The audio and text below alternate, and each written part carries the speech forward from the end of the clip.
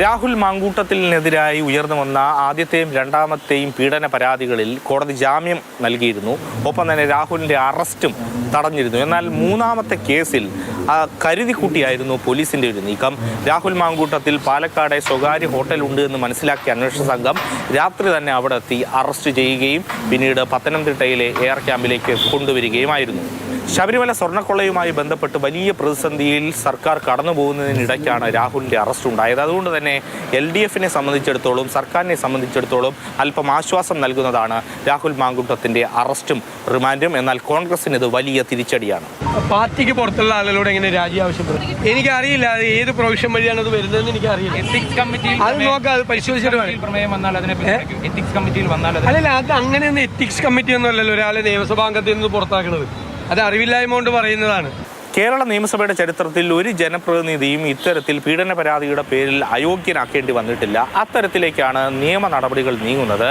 രാഹുലിനെ അയോഗ്യനാക്കുന്നത് സംബന്ധിച്ച് നിയമോപദേശം സ്പീക്കർ തേടിയിട്ടുണ്ട്. നിയമോപദേശം വന്നാൽ അതിൻ്റെ അടിസ്ഥാനത്തിലായിരിക്കും ഇനി തുടർ നടപടി സ്വീകരിക്കുക. രാഹുലിനെ പരസ്യമായി തള്ളിപ്പറയുന്നുണ്ട് എങ്കിൽ പോലും കോൺഗ്രസ് വലിയ രീതിയിൽ പ്രതിരോധത്തിലാണ്. കാരണം ഇപ്പോഴും കോൺഗ്രസിൻ്റെ കൈപ്പത്തി ചിഹ്നത്തിൽ മത്സരിച്ച് ജയിച്ച ഒരു MLA ആയി രാഹുൽ തുടരുന്നു. പ്രതിപക്ഷത്ത് നിന്നും അതോടൊപ്പം തന്നെ പൊതുസമൂഹത്തിൽ നിന്നും പലരും ഉയർത്തുന്നത്, പ്രത്യേകിച്ചും കോൺഗ്രസിൻ്റെ അകത്തു നിന്ന് പോലും ആളുകൾ ആവശ്യപ്പെടുന്നത് രാഹുൽ മാങ്കൂട്ടത്തിൻ്റെ രാജിയാണ്. അത് കോൺഗ്രസ് ആവശ്യപ്പെടണം എന്നുള്ളതാണ്. LDFനെ സംബന്ധിച്ചിടത്തോളം തൽക്കാലം വീണ് കിട്ടിയിരിക്കുന്ന ഈ ഒരു രാഷ്ട്രീയ ആയുധം ഉപയോഗിക്കാൻ തന്നെയാണ് അവരുടെ തീരുമാനം. കോൺഗ്രസ് അലോട്ട് ചെയ്ത കൈപ്പത്തി ചിഹ്നത്തിൽ മത്സരിച്ച് ജയിച്ചയാളാണ്. പരസ്യമായി നടപടിയെടുത്തു എന്നെല്ലാം പറയുമ്പോഴും അദ്ദേഹത്തിന് കോൺഗ്രസ് നേതൃത്വത്തിലുള്ള സ്വാധീനവും മറ്റു കാര്യങ്ങളും മാധ്യമപ്രവർത്തകർക്ക് തന്നെ അറിയാവുന്നതാണ്. ഇദ്ദേഹം ഇത്തരം കാര്യങ്ങളിൽ ഒരു രോഗം തന്നെ പിടിപെട്ടിട്ടുള്ള ആളാണോ? രാഹുലിനെ അയോഗ്യനാക്കണമെന്നാവശ്യപ്പെട്ടുകൊണ്ട് സ്പീക്കറെ സമീപിക്കാനാണ് LDFൻ്റെ തീരുമാനം. പക്ഷേ അതെല്ലാം തന്നെ കോടതിയുടെ നടപടി വന്നതിന് ശേഷം മാത്രമായിരിക്കും.